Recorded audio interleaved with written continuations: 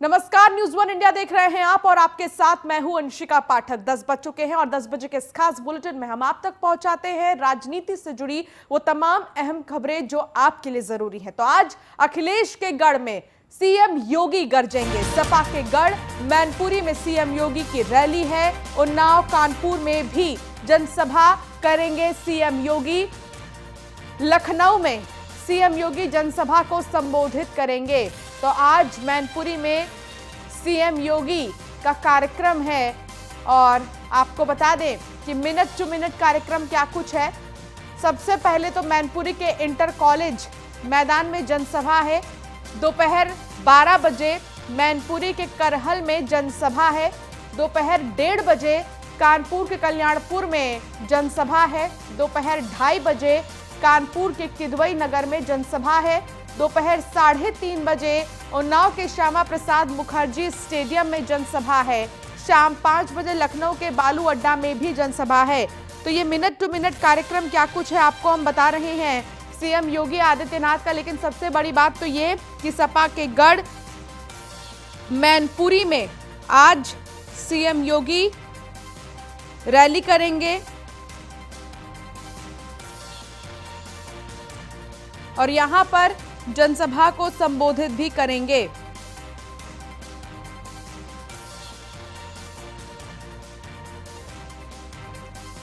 तो समाजवादी पार्टी का गढ़ कहा जाता है मैनपुरी को और मैनपुरी में सभा को संबोधित करेंगे सीएम योगी।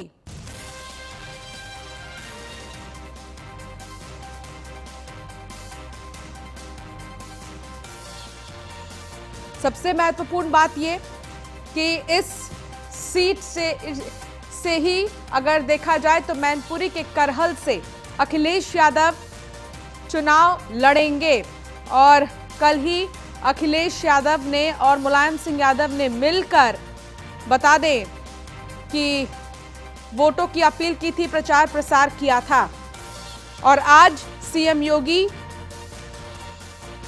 यहां पर जनसभा करेंगे, जनसभा को संबोधित करेंगे। तो साफ तौर पर अगर देखा जाए तो अखिलेश यादव मैनपुरी के करहल से चुनाव लड़ेंगे और ऐसे में मैनपुरी में ही आज सीएम योगी जनसभा करेंगे। सीएम योगी की आज रैली है।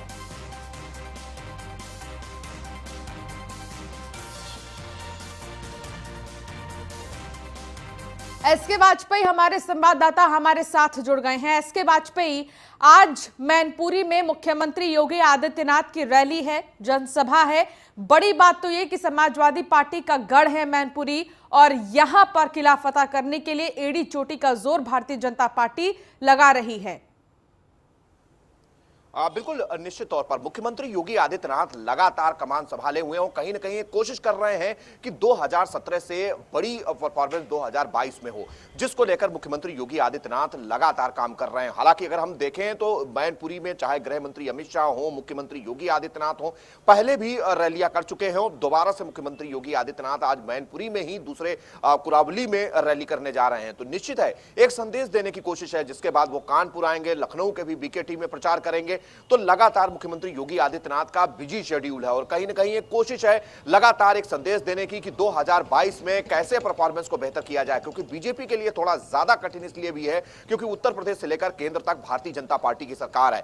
तो निश्चित है कहीं ना कहीं एंटी इनकम्बेंसी भी है और जिस तरीके से लगातार विपक्ष सरकार पर हमलावर रहा है, कहीं ना कहीं उनका जवाब देने के लिए मुख्यमंत्री योगी आदित्यनाथ ने कमान संभाल रखी है। हमने देखा है कि गृह मंत्री अमित शाह ने भी प्रचार किया था, खासतौर पर करहल में, जहां से सपा सुप्रीमो अखिलेश यादव मैदान में हैं और आज मुख्यमंत्री योगी आदित्यनाथ भी कुरावली में जनसभा करने जा रहे हैं। तो कहीं ना कहीं समाजवादी पार्टी के गढ़ में घुसकर कहीं ना कहीं चैलेंज देने की कोशिश है। अगर हम 2017 के आंकड़ों को देखेंगे तो 59 में से 49 सीटें भारतीय जनता पार्टी के पास थी और सिर्फ 8 सीटें ही अपने गढ़ में समाजवादी पार्टी को पाकर संतोष करना पड़ा था। तो ये बहुत सारी चीजें हैं जिसको लेकर मुख्यमंत्री योगी आदित्यनाथ लगातार काम कर रहे हैं और आज भी वो लगातार प्रचार करेंगे। श्रीवास्तव हमारे एसोसिएट एडिटर भी हमारे साथ कानपुर से जुड़ गए हैं।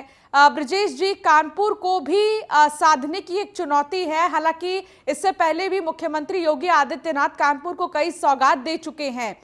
तो क्या कहा जा सकता है कि राह कितनी आसान है?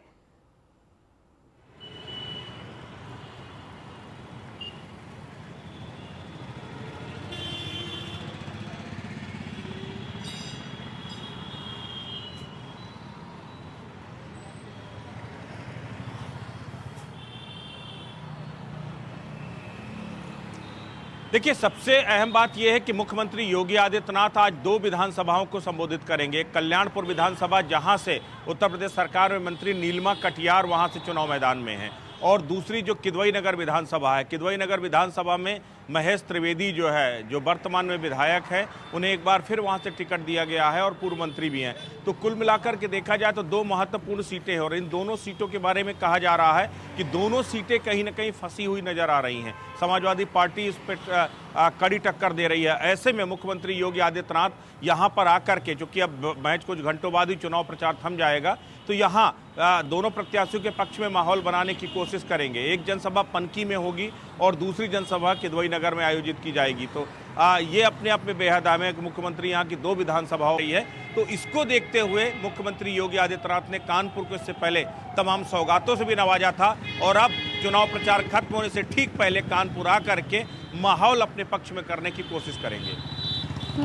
बिल्कुल, लेकिन इन सब के बीच एसके वाजपेयी या मैनपुरी की बात करें तो मैनपुरी में कल ही मुलायम सिंह यादव और अखिलेश यादव ने मिलकर प्रचार किया था, और उसको समाजवादी पार्टी का गढ़ भी कहा जाता है। ऐसे में चुनौती कितनी ज्यादा है बीजेपी के सामने मैनपुरी के लिए?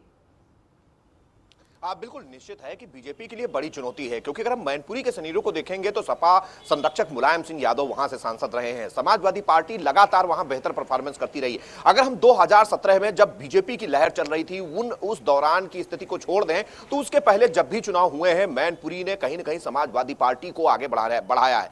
और यही एक बड़ी वजह है कि 2017 में हालांकि बीजेपी की परफॉर्मेंस इन जिलों में जिसमें तीसरे चरण में चुनाव होने जा रहा है, चाहे वो मैनपुरी हो, चाहे वो सपा संरक्षक हो, सपा सुप्रीमो अखिलेश यादव का गृह जनपद इटावा हो, या उसके अलावा कन्नौज हो, जहां से सपा सुप्रीमो अखिलेश यादव की पत्नी डिंपल यादव सांसद रही हैं। ये वो जिले हैं जहां पर बीजेपी की परफॉर्मेंस बेहतर हुई थी और समाजवादी पार्टी अपने ही गढ़ में उसको बहुत कम सीटों में संतोष करना पड़ा था। लेकिन अब अगर हम अभी की चीज बात करें तो परिस्थितियां बदल चुकी हैं, और अगर हम इन परिस्थितियों को देखें तो कहीं ना कहीं बीजेपी के लिए जरूर परेशानी है। जो राजनीतिक समीकरण है, जो सामाजिक समीकरण है, वो इस समय भारतीय जनता पार्टी के पूरी तरीके से पक्ष में नहीं है। ये एक बड़ी वजह है कि लगातार मुख्यमंत्री योगी आदित्यनाथ हो, बीजेपी अध्यक्ष जेपी नड्डा हो, या गृह मंत्री अमित शाह हो, खुद प्रधानमंत्री मोदी अभी कानपुर देहात में रैली कर चुके हैं। तो कहीं ना कहीं एक संदेश लगातार देने की कोशिश जनता को है कि किस तरीके से भारतीय जनता पार्टी की उत्तर प्रदेश सरकार ने काम किया है, किस तरीके से केंद्र सरकार में काम किया है, क्या योजनाएं थी जिनका लाभ ज्यादा से ज्यादा लोगों तक पहुंचाया गया। तो ये बहुत सारे विषय हैं, लेकिन कहीं ना कहीं चुनौतियां भारतीय जनता पार्टी के लिए जरूर हैं, क्योंकि जो अब तीसरे चरण का चुनाव होने जा रहा है, कहीं ना कहीं इन सीटों पर जहां समाजवादी पार्टी के गढ़ में चुनाव है और साथ ही साथ में बुंदेलखंड के भी कई जिले हैं, तो ऐसी स्थिति में कहीं ना कहीं बीजेपी लगातार कोशिश कर रही है। मुख्यमंत्री योगी आदित्यनाथ झांसी में भी रोड शो कर चुके हैं, 2 रैलियां कर चुके हैं, जालौन जा चुके हैं, और अब चूंकि तीसरे चरण का प्रचार धीरे धीरे खत्म हो जा रहा है, क्योंकि 20 तारीख को मतदान होना है। तो ये बहुत सारे विषय हैं जिसको लेकर लगातार कहीं ना कहीं सभी पार्टियों ने अपनी ताकत झोंक रखी है। लेकिन हम कहें कि समाजवादी पार्टी के गढ़ में इस बार बीजेपी को उनका किला भेदना आसान नहीं होगा, जिस तरीके से 2017 में बीजेपी ने वहां अपनी परफॉर्मेंस दी थी। जी इसके साथ ही ब्रजेश जी, क्योंकि आज चुनाव प्रचार जो है वो थम जाएगा, आज शाम तक का समय है तीसरे चरण के लिए। ऐसे में कौन कौन से दिग्गज आज कानपुर में नजर आने वाले हैं सीएम योगी के साथ साथ? सबसे बड़ी बात यह है, अभी 12 बजे से अखिलेश यादव का रोड शो है। यहाँ पर 3 विधानसभाओं में समाजवादी पार्टी के पक्ष में रोड शो करेंगे। यहीं कानपुर से अब आप अगर मैं आपको कहूँ थोड़ा सा पीछे दिखाएं कि किस तरीके से जो समाजवादी झंडे आपको यहाँ पर ये जो लाइन से दिखाई दे रहे हैं, दरअसल ये उसी रोड शो की तैयारी है। 12 बजे यहाँ पर अखिलेश यादव पहुँचेंगे और फूलबाग से माल रोड होते हुए 3 अहम विधानसभाएँ हैं जहाँ पर जो है वो अपना रोड शो करेंगे। तो रोड शो के जरिए वो माहौल बनाने की पूरी कोशिश करेंगे, क्योंकि सबसे अहम बात यह है कि इस बार समाजवादी पार्टी, इसमें कोई शक नहीं है कि मजबूती के साथ बीजेपी को टक्कर दे रही है। और ये जो 3 विधानसभा हैं, छावनी, इसके साथ ही सीसामऊ और आरनगर, ये जो विधानसभाएं हैं, ये विधानसभाएं बेहद अहम हैं समाजवादी पार्टी के लिहाज से, क्योंकि सबसे बड़ी बात है कि यहाँ पर जो इरफान सोलंकी समाजवादी पार्टी के विधायक हैं, उनके पक्ष में यहाँ पर जो है वो कैंपेन करेंगे। एक बार फिर मजबूती के साथ इरफान सोलंकी यहाँ पर चुनाव लड़ते हुए दिखाई दे रहे हैं। तो कोशिश यही हो रही है कि जो 3 विधानसभाएं, 3 में से 1 सपा के पास है और 2 जो है बीजेपी के पास है, तो इनको किसी तरीके से चीजों को मैनेज किया जाए। इसलिए 12 बजे से अखिलेश यादव रोड शो करेंगे, 2 जनसभाओं को मुख्यमंत्री योगी आदित्यनाथ संबोधित करेंगे। तो आज योगी आदित्यनाथ और अखिलेश यादव दोनों कानपुर में रहेंगे और दोनों अपने पक्ष में माहौल को करने की पूरी कोशिश करेंगे और ये भी कोशिश करेंगे किसी तरह से वो जो समीकरण जो उनके खिलाफ जा रहे हैं उनको अपने अनुकूल बनाया जाए। ठीक है, आप दोनों ही हमारे साथ बने रहिए, आगे भी हम आपसे जानकारी लेंगे। अयोध्या दौरे पर बीजेपी के राष्ट्रीय अध्यक्ष जेपी नड्डा है, रामनगरी की 3 विधानसभाओं में रैली करेंगे। दोपहर 3 बजे रुदौली में बीजेपी प्रत्याशियों के लिए वोट भी मांगेंगे। तो अयोध्या दौरे पर हैं बीजेपी के राष्ट्रीय अध्यक्ष जेपी नड्डा, रामनगरी की 3 विधानसभाओं में वो रैली करेंगे। दोपहर 3 बजे रुदौली में बीजेपी प्रत्याशियों के लिए वोट भी मांगेंगे। तो अयोध्या दौरे पर बीजेपी के राष्ट्रीय अध्यक्ष जेपी नड्डा हैं। जेपी नड्डा आज प्रत्याशी के लिए वोट मांगेंगे, तीनों ही विधानसभाओं में वो जाएंगे और यहाँ पर रैली करेंगे। अयोध्या से आकाश हमारे संवाददाता हमारे साथ जुड़ गए हैं। आकाश, आज अयोध्या की तीनों ही विधानसभाओं में जाएंगे राष्ट्रीय अध्यक्ष जेपी नड्डा और वो रैली करेंगे। सबसे पहले तो अयोध्या को कैसे सजाया गया है, क्या तैयारियां की गई हैं, क्योंकि शाम तक का ही समय है प्रचार के लिए। जी बिल्कुल, मैं आपको बता दूं कि अयोध्या में आज जयप्रकाश नड्डा जो कि भाजपा के राष्ट्रीय अध्यक्ष है पहुंचेंगे और सबसे पहले अयोध्या नगर की विधानसभा जो है वहां पे एक जनसभा करेंगे, जहां पे यहाँ के जो प्रत्याशी है वेद प्रकाश गुप्ता, उनके समर्थन में यहाँ की जनता से और कार्यकर्ताओं से कार्य करने के लिए अपील करेंगे। वहीं पे इसके बाद वो मिल्कीपुर जाएंगे, महात्मा गांधी इंटर कॉलेज में 1 बजे का समय रखा गया, जहाँ पे भी वो मिल्कीपुर की जो जनता, गोरखनाथ बाबा जो वहाँ के प्रत्याशी है भाजपा के, उनके समर्थन में रैली करेंगे। उसके बाद 3 बजे का समय उन्होंने जो दे रखा है जाफरा ताल में, वो वहां पे रामचंद्र यादव जो कि भाजपा के प्रत्याशी है रुदौली क्षेत्र के, उनके लिए भी भाजपा के समर्थन में वोट मांगेंगे, वहां की जनता से अपील करेंगे, क्योंकि आने वाला समय जो है 5वें चरण में, क्योंकि अयोध्या का चुनाव होना है 27 फरवरी को यहाँ पे वोटिंग होनी है, तो इसको लेके पूरी तरह से किसी में कोई कोर कसर न रह जाए, सारे भाजपा नेता हो या राजनीतिक पार्टियां अपना पूरा दमखम दिखा रही हैं। जी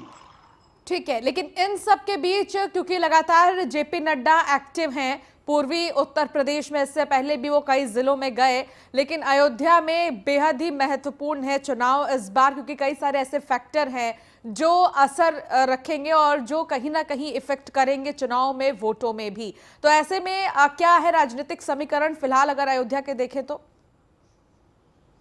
बिल्कुल, बात करें अगर अयोध्या के नगर की सीट की बात करें या जो तीनों सीटें, अगर जिसपे तीनों विधानसभाओं पे समर्थन में जेपी नड्डा खुद उतरे हैं, तो उन तीनों विधानसभाओं की अगर बात करें तो यहाँ पे भाजपा और सपा की टक्कर नजर आ रही है। अयोध्या विधानसभा में बात करें तो वेद प्रकाश गुप्ता और तेजनाथ पांडे एक कांटे की टक्कर नजर आ रही। वहीं पे गोरखनाथ बाबा और अवधेश प्रसाद भी काफी समय से सपा के नेतृत्व में काम करते रहे हैं और सपा और भाजपा की वहां भी टक्कर देखने को मिलेगी। तो ये मिले जुला अगर माना जाए तो तीनों विधानसभाएं जो बेहद खास हो जाती है भाजपा के लिए, क्योंकि तीनों विधानसभाएं जो है मानचित्र में भी दिखती है। क्योंकि अगर बात करें रुदौली के, तो रुदौली जो है मुस्लिम बहुल क्षेत्र माना जाता है, जहां पे भी भाजपा के विधायक थे, और इस बार भी फिर से नए दमखम से भाजपा की सरकार जब बनेगी, उनका ये दावा है कि रुदौली सीट भी हम नहीं जाने देंगे।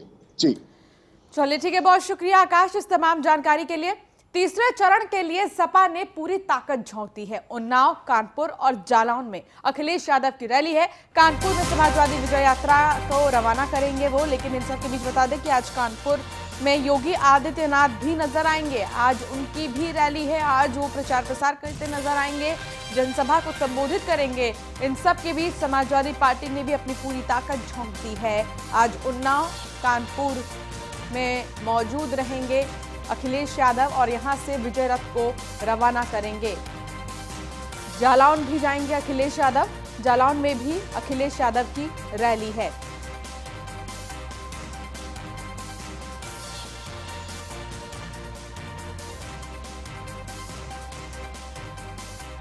तो तीसरे चरण के लिए सपा ने अपनी पूरी ताकत झोंक दी है। एसके वाजपेयी हमारे साथ जुड़ गए हैं और ब्रजेश श्रीवास्तव हमारे एसोसिएट एडिटर भी हमारे साथ जुड़ गए हैं। एसके वाजपेयी, एक तरफ जहां मैनपुरी की अगर हम बात करें तो यहां पर भारतीय जनता पार्टी लगातार कोशिश कर रही है किला फतह करने के लिए, तो दूसरी तरफ जो बीजेपी के इलाके हैं, जो भारतीय जनता पार्टी के गढ़ हैं, वहां पर समाजवादी पार्टी की कोशिश जारी है। बिल्कुल, अगर हम देखें 2017 में जिन जिलों में अभी चुनाव होने जा रहा है तीसरे चरण में, बीजेपी ने 49 सीटें गेन की थी और समाजवादी पार्टी केवल 8 सीट पर थी। और इसमें समाजवादी पार्टी के गढ़ भी शामिल हैं। 9 जिले ऐसे हैं जो यादव बाहुल्य हैं। 30 सीटें ऐसी हैं, इन अगर हम सीटों की बात करेंगे तो 30 सीटें यादव निर्णायक भूमिका में हैं। इन 30 सीटों पर तो निश्चित है कि समाजवादी पार्टी के गढ़ में बीजेपी ने अपना परचम लहराया था। और अगर अभी की हम स्थिति देखेंगे तो कहीं ना कहीं बीजेपी के लिए यह परफॉर्मेंस दोहराना आसान नहीं दिखाई दे रहा है। और ऐसी स्थिति में लगातार बीजेपी भी कोशिश कर रही है और जो क्षेत्र जहां समाजवादी पार्टी की स्थिति खराब हुई थी 2017 में, अपने क्षेत्रों से लेकर उन क्षेत्रों में जहां बीजेपी की परफॉर्मेंस बेहतर रही, खासतौर पर अगर हम बुंदेलखंड की बात करें जिसमें जालौन भी है, झांसी भी है, हमीरपुर है, ये वो जिले हैं जहां बीजेपी ने बेहतर परफॉर्मेंस 2017 में की और 2019 के लोकसभा चुनाव में भी। तो ऐसी स्थिति में कहीं ना कहीं सपा सुप्रीमो अखिलेश यादव लगातार रैलियां कर रहे हैं और एक चीज साफ दिखाई दे रही है कि सपा सुप्रीमो अखिलेश यादव स्वयं कमान संभाले हुए हैं। अगर आप एक चीज पर नजर डालेंगे तो समाजवादी पार्टी का कोई भी बड़ा नेता, चाहे वो कोई भी हो, चाहे वो प्रदेश अध्यक्ष नरेश उत्तम हो या रामगोपाल हो जो कि राष्ट्रीय महासचिव हैं, या खुद शिवपाल यादव हो, कोई भी बड़ा नेता समाजवादी पार्टी की तरफ से स्टार प्रचारक के तौर पर दूसरी सीटों पर प्रचार नहीं कर रहा है। अगर हम शिवपाल यादव की बात करेंगे तो ज्यादातर वो मैनपुरी से लेकर इटावा की जसवंत नगर सीट तक सीमित हैं और अखिलेश यादव लगातार पूरे प्रदेश भर में प्रचार कर रहे हैं। तो कहीं ना कहीं एक रणनीति के तहत सपा सुप्रीमो अखिलेश यादव आगे बढ़ रहे हैं और कोशिश कर रहे हैं कहीं कोई ऐसा बयान किसी भी समाजवादी पार्टी की नेता से कि सपा आना पड़े। यही एक बड़ी वजह है कि लगातार सपा सुप्रीमो अखिलेश यादव अपने बल पर उन क्षेत्रों में भी रैलियां कर रहे हैं जहां पर बीजेपी की परफॉर्मेंस बेहतर है या बीजेपी के वोटर बड़ी संख्या में है, वहां तक अपना संदेश देने की कोशिश है। और लगातार उनकी रैली में अगर हम देखेंगे तो कहीं ना कहीं ये बात की जा रही है कि वो किसानों के लिए काम करेंगे, बेरोजगारों के लिए काम करेंगे और कहीं ना कहीं प्रदेश में शिक्षा, चिकित्सा जैसी सुविधाओं को बेहतर करेंगे, लोगों को मुफ्त बिजली देंगे। तो लगातार एक संदेश सपा सुप्रीमो अखिलेश यादव की तरफ से देने की कोशिश की जा रही है, खासतौर उन क्षेत्रों में जहां पर बीजेपी कहीं ना कहीं बड़ी मजबूत स्थिति में है। खासतौर पर अगर हम अवध के जिलों की बात करेंगे तो बीजेपी की स्थिति ज्यादा मजबूत है और अब जब तीसरे के बाद चौथा चरण आएगा तो कहीं ना कहीं वो अवध के जिले होंगे जहां बीजेपी समाजवादी पार्टी से ज्यादा मजबूत स्थिति में है। तो ये बहुत सारे फैक्टर्स हैं जिसको लेकर कहीं ना कहीं रणनीति के तहत जहां बीजेपी लगातार आगे बढ़ रही है वहीं सपा भी कहीं ना कहीं कोशिश कर रही है। ब्रजेश श्रीवास्तव भी हमारे साथ जुड़े हैं, हमारे एसोसिएट एडिटर। ब्रजेश जी, कानपुर में इस वक्त आप मौजूद हैं, सुबह से ही लोग तैयारियों में जुट गए होंगे। जैसा कि आपने थोड़ी देर पहले भी बताया कि समाजवादी पार्टी अपने विजय रथ को लेकर पूरे सड़कों पर ही झंडे लगे हैं समाजवादी पार्टी के। फिलहाल के समीकरण देखकर क्या कुछ समझ में आ रहा है? देखिए, सबसे अहम बात यह है कि ये पूरा बीजेपी ओरिएंटेड एरिया है। अगर हम कानपुर की बात करें, कानपुर की 10 विधानसभाओं में से 7 विधानसभाएं बीजेपी के पास इस वक्त जो है, 3 विधानसभाएं केवल जो है समाजवादी पार्टी के पास। तो ओवरऑल अगर देखिए तो ये गढ़ है। और सबसे अहम बात ये है कि बुंदेलखंड से, जालौन से अखिलेश यादव यहाँ कानपुर में आएंगे। तो अगर बुंदेलखंड की बात करें तो बुंदेलखंड में 19 की 19 विधानसभा सीटें बीजेपी के पास थी जो है। अगर 2012 की बात करें तो वो समाजवादी पार्टी में बहुत सारी सीटें थी। तो ओवरऑल अगर देखा जाए तो ये वो तमाम इलाके हैं जहां पर इस वक्त बीजेपी का गढ़ है और इस गढ़ को भेदने की पूरी कोशिश अखिलेश यादव की तरफ से होगी। और यही वजह है कि आज 3 विधानसभा क्षेत्रों को कवर करेंगे अपने रोड शो के दौरान। 12 बजे फूलबाग से उनका रोड शो शुरू होगा, मीरपुर से, मीरपुर के बाद फूलबाग, फूलबाग के बाद नयागंज, नयागंज के बाद जो है नई सड़क होते हुए मूलगंज होते हुए उनका पूरा ये जो है कारवा चलेगा। ये पूरा वो इलाका है जहां पर एक तो व्यापारी वर्ग ज़्यादा है और दूसरा ये है मुस्लिम कम्युनिटी का वोट बैंक ज़्यादा है। तो ये अपने आप में एक बड़ी बात है कि जो व्यापारी वर्ग है उसको साधने की भी कवायद करते हुए अखिलेश यादव दिखाई देंगे, क्योंकि अपने रोड शो के दौरान उन तमाम तंग गलियों से, उन भीड़ भाड़ वाले बाजारों से होकर के उनका जो है जो विजय रथ वो गुजरेगा। तो पूरा माहौल बनाने की कोशिश करेंगे अखिलेश यादव अपने पक्ष में, क्योंकि इस 3 में से जिन 3 विधानसभा में रोड शो करने जा रहे हैं उसमें से 1 सपा के पास है, बाकी 2 बीजेपी के पास है। तो कोशिश यही है कि आखिरी समय में कानपुर के अंदर उस माहौल को बदला जाए। और देखिए, 10 विधानसभा सीटों में मजबूत प्रतिद्वंदिता सीधे तौर पर समाजवादी पार्टी के साथ है। कड़ी टक्कर समाजवादी पार्टी दे रही है, लेकिन उसे और पुख्ता करने के लिए अखिलेश यादव यहाँ रोड शो करेंगे और समाजवादी पार्टी के पक्ष में माहौल बनाने की कोशिश करेंगे। बहुत शुक्रिया ब्रिजेश श्रीवास्तव जी, आपका भी बहुत शुक्रिया एस के वाजपेयी, आपका भी इस तमाम जानकारी के लिए।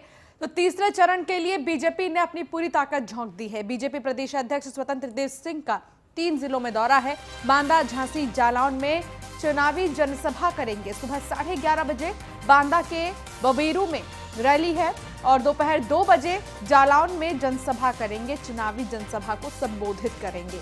तो स्वतंत्र देव सिंह ने भी जिम्मेदारी अपनी ले ली है, क्योंकि स्टार प्रचारकों के लिस्ट में स्वतंत्र देव सिंह का भी नाम है, मुख्यमंत्री योगी आदित्यनाथ का नाम है, अमित शाह का नाम है, जेपी नड्डा का नाम है, स्मृति ईरानी का नाम है, संजीव बालियान का नाम है, कई सारे ऐसे दिग्गज नेता हैं, अनुराग ठाकुर इनका नाम है। तो लगातार जो स्टार प्रचारक है भारतीय जनता पार्टी के, वो अलग अलग जिले में अपनी कमान संभाले हुए हैं और यहाँ पर प्रचार प्रसार किया जा रहा है।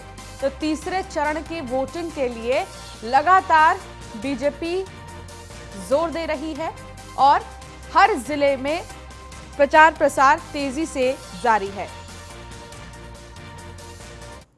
हरदोई में बीजेपी के अंदर आपसी कलह खुलकर सामने आ गई है। बिलग्राम मल्लावा के बीजेपी विधायक आशीष सिंह आशू ने बिना नाम लिए नरेश अग्रवाल पर तंज कसा। उन्होंने कहा कि वो जो हरदोई का लाल खुद को कहते हैं, कभी मल्लावा का लाल उनके दरवाजे मत्था टेकने नहीं जाएगा। आशू ने खुले मंच से कहा कि बड़े नेता मुझे हराने में लगे हैं।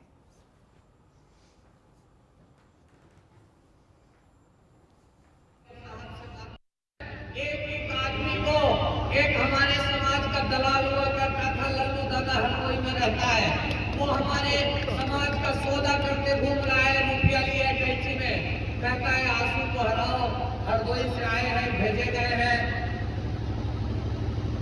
हैं, इसलिए आंसू कैसे हारेंगे।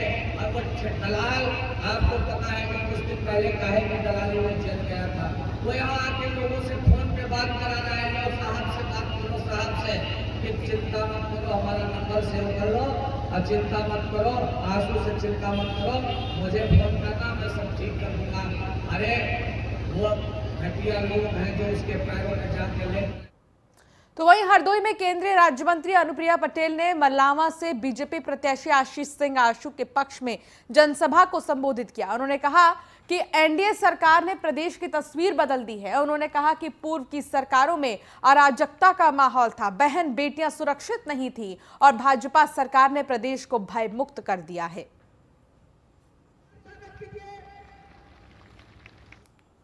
अपना पूरा जीवन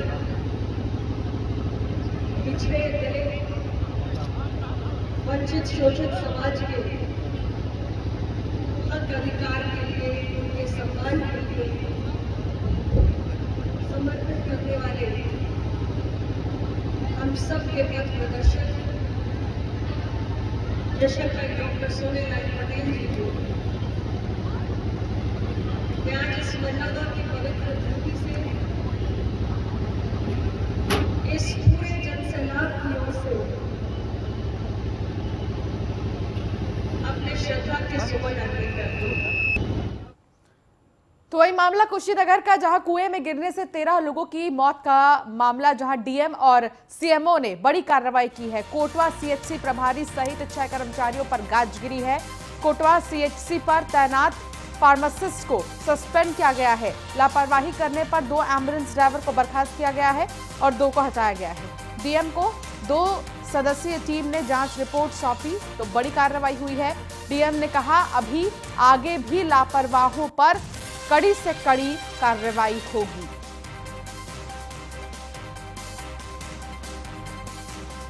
तो इस पूरे मामले में कार्रवाई हुई है। लगभग 14 महिलाओं की और लड़कियों की मौत हुई। कुएं में गिरने से हल्दी का रस्म ये निभा रही थी, लेकिन जैसे ही स्लैब गिरा तो स्लैब के साथ ही महिलाएं कुएं में गिर गईं और फिर ज्यादा पानी होने की वजह से इन्हें नहीं बचाया जा सका, जिसके बाद इस पूरे मामले की जांच शुरू हो गई और जांच में जिन लोगों ने भी लापरवाही की है उन पर गाज गिरी है। आपको बता दें कि लापरवाही करने पर 2 एम्बुलेंस ड्राइवर को बर्खास्त किया गया है, 2 को हटाया गया है। इसके अलावा सस्पेंड भी किया गया है।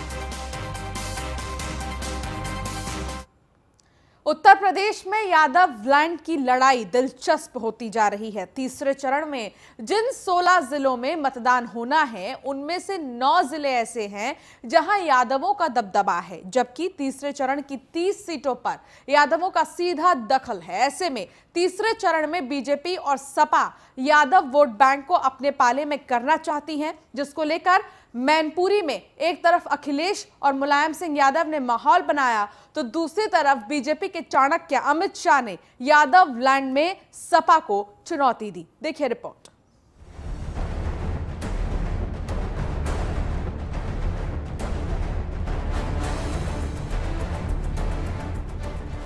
दूसरे में 100 पार, तीसरे में आप सफाया करोगे और चौथे में सरकार समाजवादियों की बन जाएगी। मैं बता दूं आपको, पहले और दूसरे चरण में सपा का सुपड़ा साफ। उत्तर प्रदेश की लड़ाई में हर दिन अब चढ़ाई होती जा रही है। तीसरे चरण में यादव लैंड पर दारोमदार है। ऐसे में सभी पार्टियों के लिए यादव लैंड खास बन गया है। चुनाव की प्रक्रिया जैसे जैसे आगे बढ़ रही है, वैसे वैसे सियासी पारा भी गर्म होता जा रहा है। सभी राजनीतिक दल आगामी चरणों के लिए जोर शोर से जुट गए हैं। समाजवादी पार्टी के राष्ट्रीय अध्यक्ष अखिलेश यादव मैनपुरी की करहल सीट से चुनावी मैदान में हैं, तो दूसरी तरफ बीजेपी से केंद्रीय मंत्री एसपी सिंह बघेल अखिलेश यादव को चुनौती देते दिख रहे हैं। तभी तो करहल तीसरे चरण की सबसे हॉट सीट बनी हुई है। जमाने से समाजवादी पार्टी का गढ़ रही मैनपुरी में इस बार बीजेपी फूल खिलाने के लिए पूरी तरह तैयार है। तीसरे चरण का रण, बुंदेलखंड 13 सीटें हैं, यादव बेल्ट 11 सीटें, सेंट्रल यूपी में 35 सीटें, आरक्षित सीटें 15, कुल वोटर 2,15,75,430।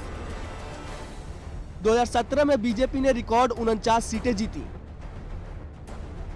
10 जिलों में बीजेपी का क्लीन स्वीप। अपने गढ़ में एसपी को महज 8 सीटें मिली। परिवार में बिखराव का नुकसान एसपी को हुआ। 2012 में इन जिलों में एसपी ने क्लीन स्वीप किया था। एसपी को 2012 में 37 सीटें मिली थी। अब आपको बताते हैं, करहल विधानसभा में वोटर्स भी ठीक ठाक तादाद में हैं, जो किसी भी पार्टी की सियासी चाल को बदल सकते हैं।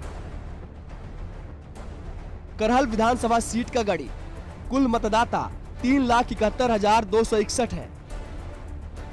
पुरुष मतदाता 2,01,394 है। महिला मतदाता 1,69,851 है। इसके साथ ही करहल विधानसभा में जातीय समीकरण भी एक तरफा है, और यही वजह है कि समाजवादी पार्टी यहां से अपनी जीत का दावा ठोक रही है। करहल का जातीय समीकरण, यादव 1,44,000, शाक्य 34,000, राजपूत 25,000 है, ब्राह्मण वोट 14,000, जाटव 33,000, मुस्लिम 14,000 है। लेकिन करहल सीट इस बार बीजेपी के लिए भी साख बनी हुई है, क्योंकि बीजेपी उम्मीदवार एसपी सिंह बघेल के समर्थन में गृह मंत्री अमित शाह ने प्रचार किया और समाजवादी पार्टी पर जमकर हमला बोला। पहले और दूसरे चरण की कई सीटों का प्रचार कर आया हूं। आप लोग पहले दूसरे चरण का परिणाम जानना चाहते हो क्या? जरा जोर से बोले, चाहते हो? मैं बता दूं आपको, पहले और दूसरे चरण में सपा का सुपड़ा साफ। और फिलहाल इस बुलेटिन में इतना ही।